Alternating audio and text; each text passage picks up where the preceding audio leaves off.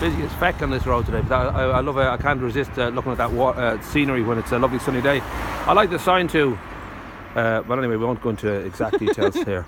But yeah, this caught me. This was in the small print. I put up a piece about this last week when Derek Mitchell mentioned that once again there'd been an application for the planning permission application, and I didn't notice in the small print. Of course, the new guys, Crimson Lane, are hoping, as I guess every new developer does, that they can just scrap the whole thing, demolish it, and start from flat ground.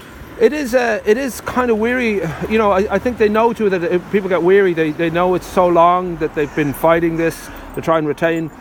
But it is important to keep fighting. Absolutely.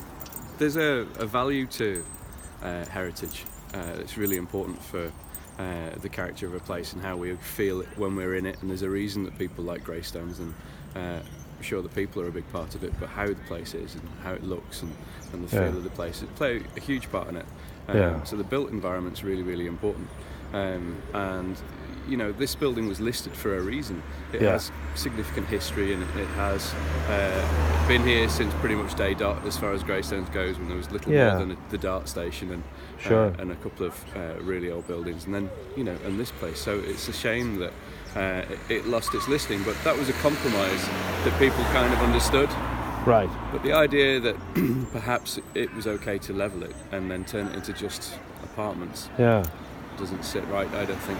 It's all about the finance, and not only the profit at the other end, but then the cost of maintaining a building's structure when they're trying to build around it. Every builder will say, oh, that's just a nightmare. But the bottom line is that, as you say, this is it's the biggest landmark we have in the town, that you could say, well, if you were to sort of have a logo for the town, I think the Grand Hotel, the Touche Hotel, would be a pretty fitting logo, because it does seem to represent. If you're not going to protect a building in Greystones, if we've got listed buildings, why would you not protect this one?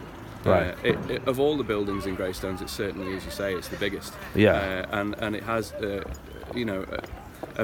place. If you look at the sort of, I want to find a way of sounding without sounding too arty-farty, but if you look at the language of the architecture in the village from the time that it was founded, this is a really big piece of it, and it'd be really, really sad to see him knock it down completely, because there's already a really significant compromise in the fact that initially, when it was fully listed, there were things like the staircase inside mentioned, and now that there's a compromise already been reached in saying, okay, well, let's find the happy medium. Let's keep the frame so that the character is there for everybody.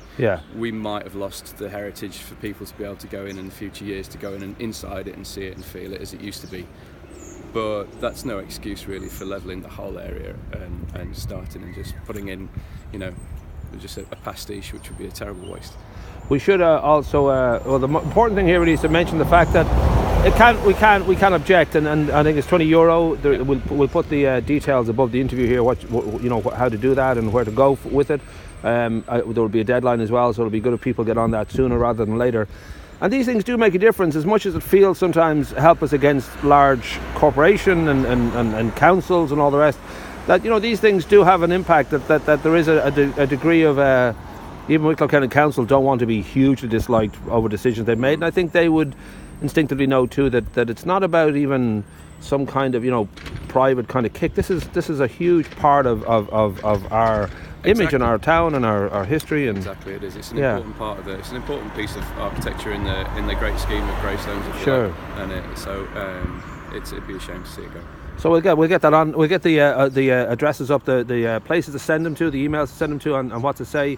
And hopefully we'll manage yet again to save what is, is a beautiful building. If it's obviously been mistreated and it's got rotten teeth and all that right now, but it was always just a gorgeous sight to see. And here's hoping that within the next. It wasn't protected a bit more sooner. Oh yeah, of course. And I think that's often the way with history, that we just realise a little bit too late that something has slipped away. It's the Trump effect. I think we just don't realise too late, as many Americans have, that we've made a terrible mistake. Rock and roll.